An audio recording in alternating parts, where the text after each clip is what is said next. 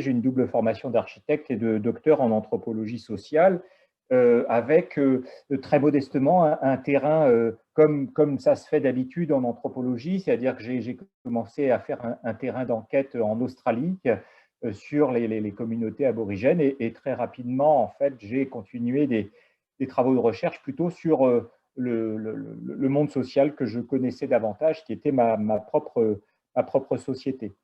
Et alors, du coup, participer même à distance, c'est bien, d'autant plus que j'ai une toute petite expérience de la très belle ville dans laquelle vous êtes, de Dnipro, où on avait eu d'ailleurs la chance d'être guidé notamment par Anastasia et par plein d'autres personnes de l'école polytechnique, l'école d'architecture, et j'étais à l'époque avec un collègue qui s'appelait Philippe Denicourt.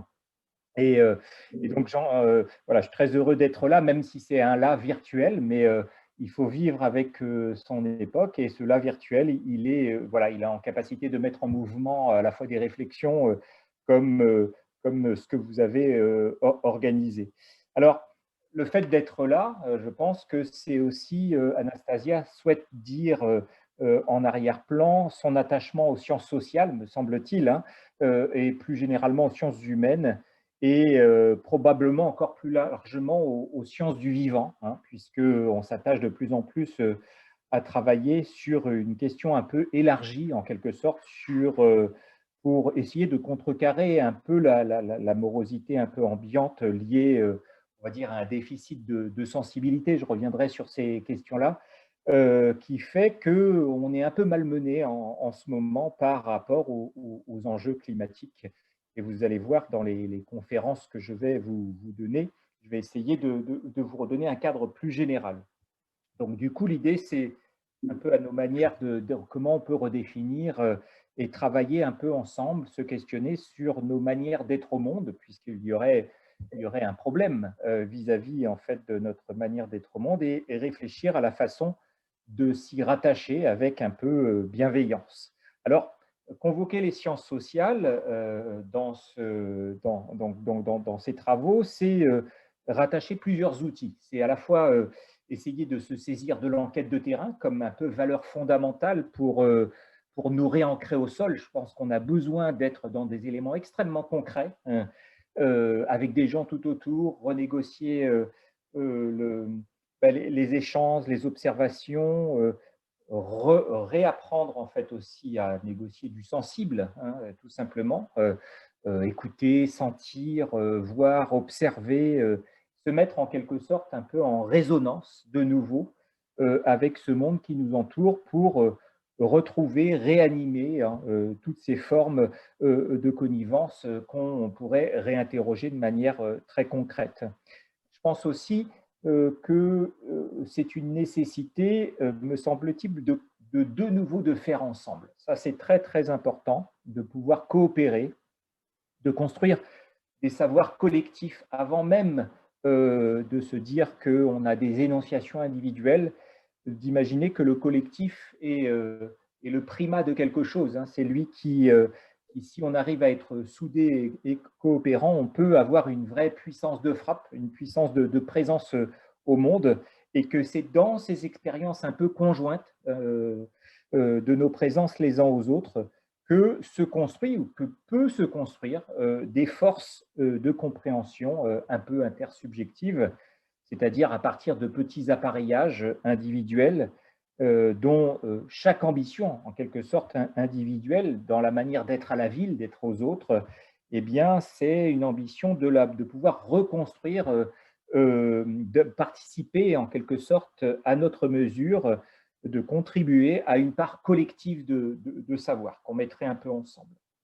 Alors, euh, l'Anthropocène, c'est un peu l'époque qui nous traverse, et je pense que nos modalités d'action, toutes nos actions doivent être reliées avec les enjeux écologiques. Ça me paraît un peu fondamental, hein. Pourquoi? Parce qu'on a une urgence qui s'impose à nous. Donc, on va travailler, on est obligé un peu de travailler dans cette forme de tension qui est plus ou moins palpable d'ailleurs suivant où on habite dans le monde. pour les Australiens, par exemple, ou pour les Canadiens récemment, en fait, cette urgence climatique, elle est palpable, hein, avec, vous l'avez peut-être entendu, des taux en fait, de chaleur extrêmement inhabitables, en fait. Hein. Et puis pour d'autres, c'est moins palpable, moins sensible.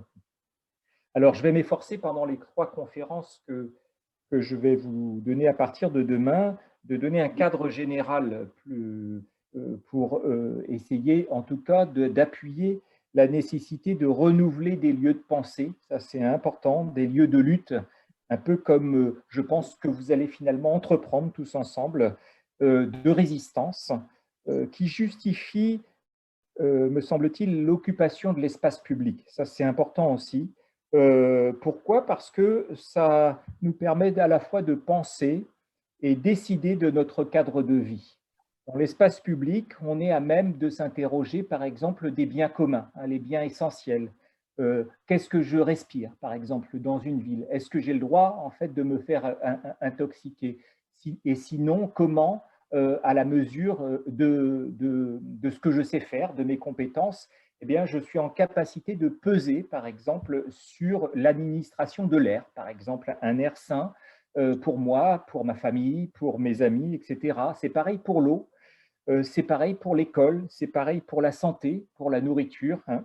Dans quelle mesure je suis en capacité, dans la ville, de comprendre la façon dont ces choses sont administrées, plus ou moins bien administrées, et qui sont des sujets d'inquiétude, dans le sens qui doit nous rendre curieux de savoir qui l'administre et comment c'est administré, pour pouvoir éventuellement agir dessus. Alors, les sciences sociales que je représente dans l'anthropologie, c'est aussi de bon augure, finalement, d'imaginer que vous cherchez à les convoquer, parce que c'est une manière de travailler et de fortifier ce que j'appelle un art de l'attention. C'est aussi une manière de ralentir, hein, et de regarder tout autour de nous, se parler, échanger, débattre. Et ça prend du temps, en fait, si on veut le faire sérieusement. En tout cas, essayer de résister à cette course un peu schizophrénique, course de vitesse et d'emballement de nos sociétés. Donc l'idée, ce serait de résister à ça. Et il y a une notion, par exemple, chez le philosophe Gilles Deleuze, il parle de vacuoles. Ce sont en fait, en quelque sorte, des contre-espaces, des espaces un peu en dehors des autres, qui seraient contre les flux, et à partir desquels on peut dire des choses dans d'autres conditions que celles de la précipitation médiatique. Et il me semble que votre désir, c'est un peu ça, c'est-à-dire de renouveler des espaces de pensée, mais qui est un espace à la fois physique, c'est-à-dire c'est des engagements de corps dans l'espace public, et c'est des engagements aussi intellectuels, hein, c'est les deux. Et je crois que le fait de ménager, c'est-à-dire de prendre soin de ces situations de compréhension, ce que j'appelle un peu des ateliers du dehors que vous allez constituer, où on essaye de lier le corps et l'esprit, hein, qui vont se mettre de concert en mouvement, c'est d'autant plus important qu'on voit bien, me semble-t-il, en tout cas là je parle à l'échelle de la France en tout cas, peut-être que vous pourrez aussi préciser du côté de l'Ukraine, mais on voit bien en tout cas la tentation post-Covid, hein, de certains de nos représentants politiques de redémarrer l'économie comme avant, alors que je pense qu'il faut vraiment se poser des questions sur son redémarrage effectif, parce que c'est la même qui est malheureusement responsable des troubles et des incertitudes dans lesquels nous sommes, et que je relaterai dès demain dans les 3 conférences. Alors, le pouvoir ne concède rien sans une revendication. Il ne l'a jamais fait et ne le fera jamais. Et ça, c'est une phrase de Frédéric Douglass. Frédéric Douglass était un orateur abolitionniste américain du 19e siècle, et qui on pourrait le mettre en exergue finalement de ces 2 semaines d'agitation intellectuelle, de débat, etc. Parce que réclamer, c'est réclamer ce qu'on considère en droit d'avoir, ou d'avoir de nouveau, vous voyez. Et c'est normal, hein, comme par exemple un air non pollué, comme je dis, une eau saine, administrée comme un bien commun et pas justement accaparée par une administration privée qui va financiariser un bien essentiel. Il faut donc, et je crois que c'est ce que vous allez faire finalement, retrouver la rue, retrouver les places, les interstices de la ville, nous remettre en mouvement en quelque sorte et faire savoir manifestement aux autres, c'est-à-dire ceux qui sont dans la ville, occuper les lieux autant que les esprits.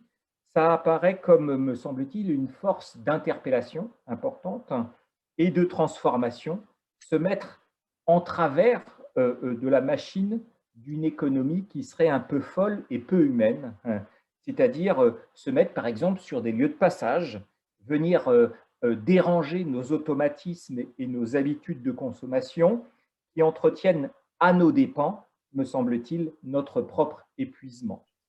Alors, le bon usage de l'usage du monde, ça serait d'être en capacité de se situer et de le situer, de nous situer à l'intérieur de ce monde-là. C'est-à-dire que l'idée, il me semble-t-il, ce que vous allez chercher aussi à faire, c'est à la fois de vous installer en fait dans ce monde, mais de réfléchir à la façon dont ce monde nous installe aussi dans ce rapport un peu dialogique. Alors, prenons un exemple tout concret, par exemple, que j'ai régulièrement travaillé en tant que professionnel ou en tant qu'enseignant, c'est la place du jardin en ville. Ça, c'est une question intéressante.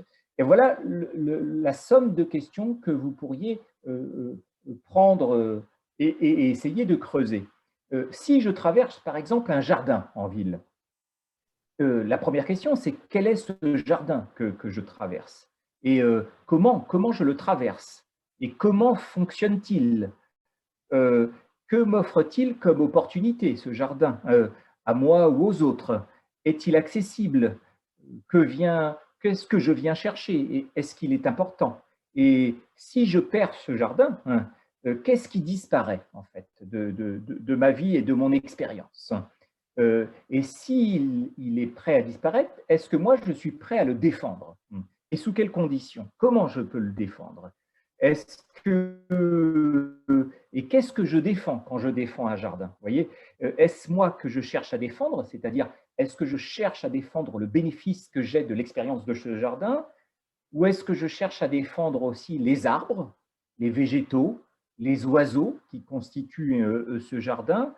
Ou est-ce que je cherche aussi à défendre les services mutuels que nous nous rendons? C'est-à-dire que, comme je pratique ce jardin, eh bien, en même temps, je me laisse l'opportunité aussi d'apprendre de ce lieu d'usage, de cette expérience, de cette présence. Voilà. Donc, on voit bien que la montée en puissance, me semble-t-il, de l'expertise d'usage, dont vous allez quelque part participer avec toutes vos compétences et vos sensibilités, dans d'autres modes d'expertise, dit quelque chose sur la volonté de reprendre la main sur nos vies et sur nos environnements.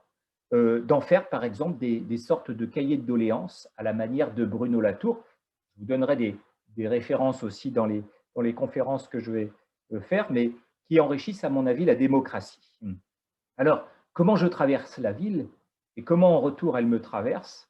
Il faut essayer de comprendre ce qui me relie à elle et comment elle me relie finalement aux autres ou m'en détourne, parce que la question aussi, c'est de voir quelles sont finalement les choses trappes, les écueils ou les garde-fous à éviter lorsqu'on est trop éloigné des intérêts du collectif.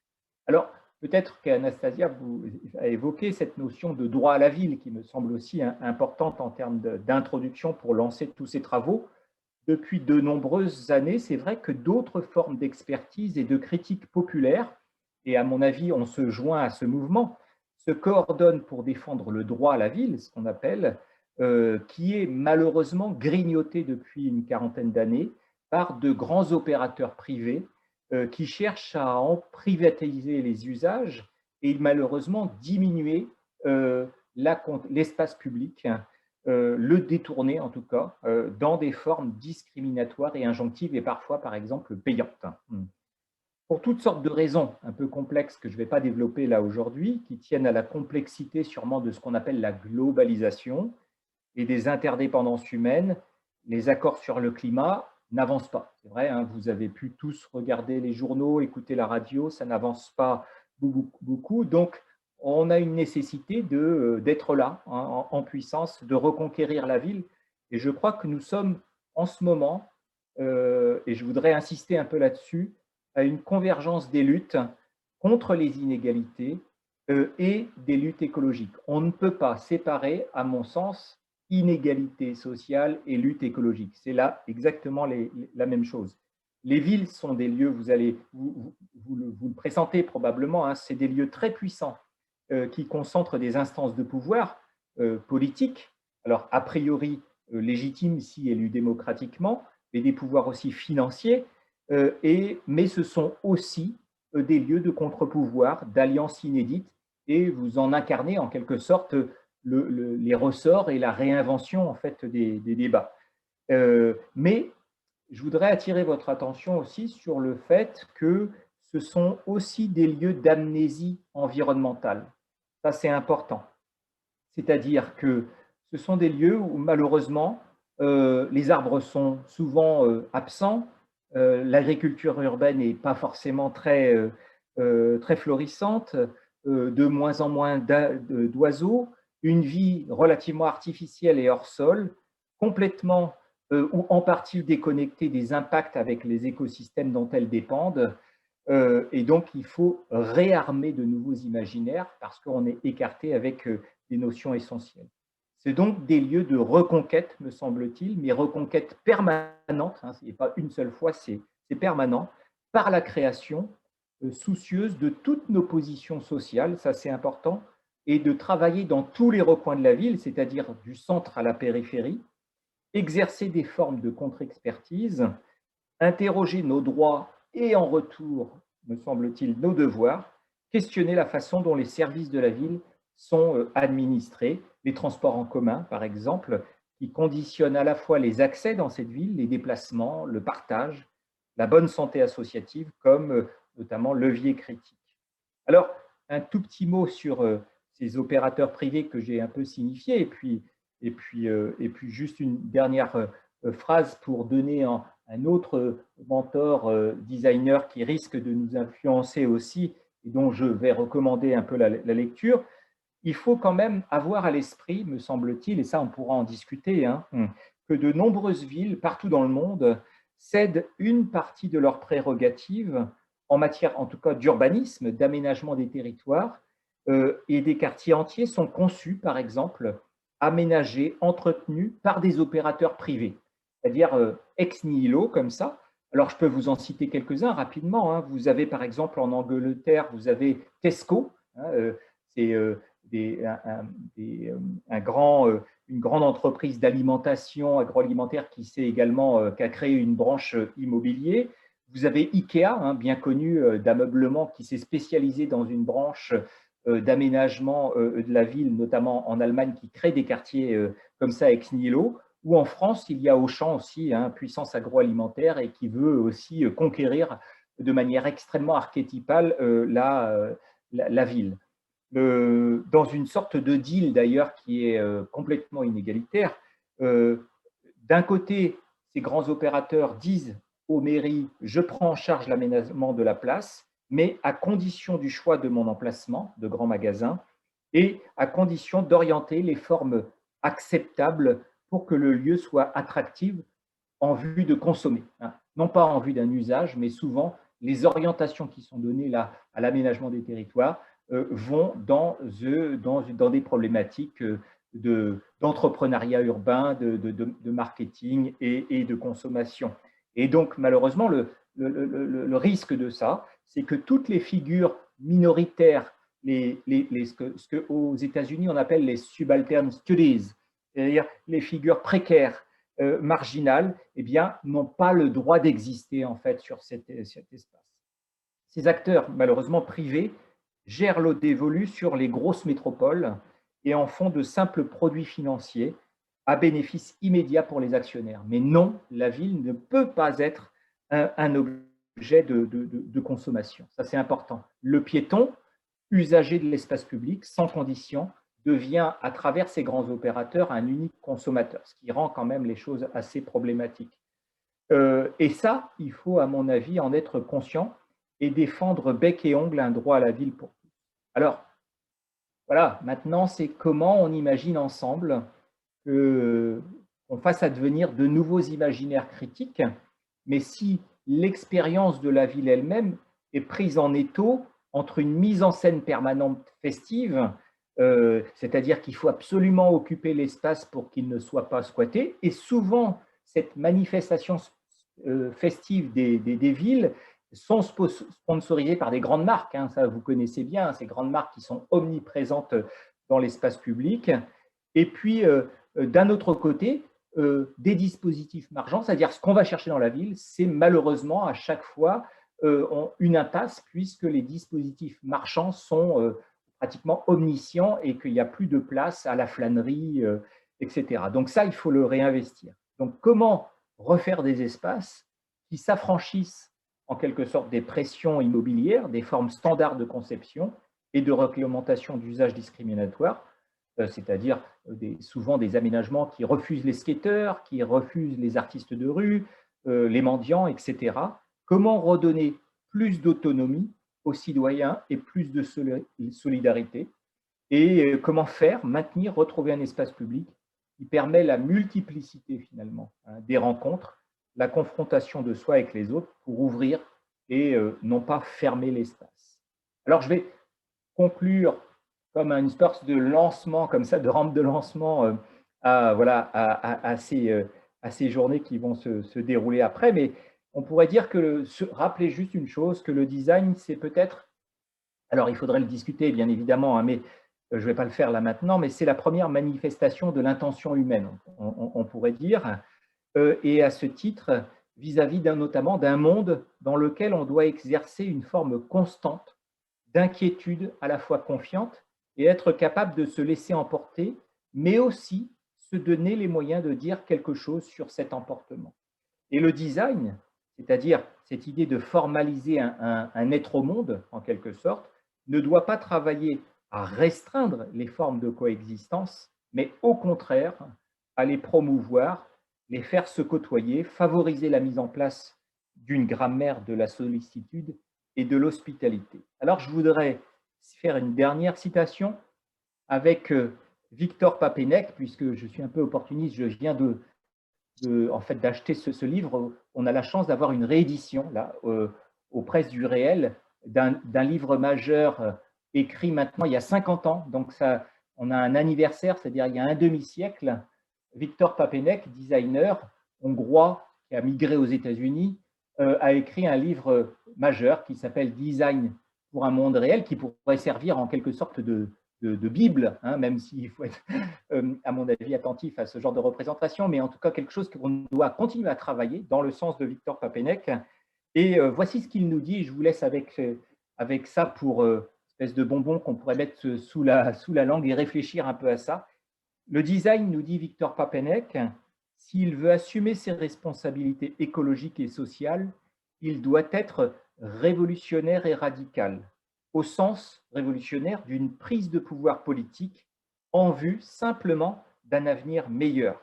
Donc, toute pollution, il faut se rappeler ça, les designers ont leur part de responsabilité, mais, nous dit-il, parce qu'il a été aussi un professeur assez influent, il nous dit, le design peut et doit devenir un moyen pour les jeunes de participer à l'évolution de la société. En tant que designer socialement et moralement engagé, nous devons, nous dit-il, répondre aux besoins d'un monde qui est au pied du mur. Voilà. Donc, vous voyez, ce texte-là, je pourrais le transposer maintenant. Il a toute sa force et toute son actualité. Et ces mots-là datent de 1971. Merci. Merci beaucoup. Bon, je vais tâcher de traduire tout ce discours d'ici là à tous ceux et celles qui ne maîtrisent pas parfaitement français. Et je te remercie encore et je remercie énormément aussi l'école, ma chère école, l'École supérieure d'art et de design Time pour la participation. Et on va se revoir d'ici demain pour nos 3 Voilà, jours de séminaire. absolument, Merci. absolument. Donc, je vous dis à demain.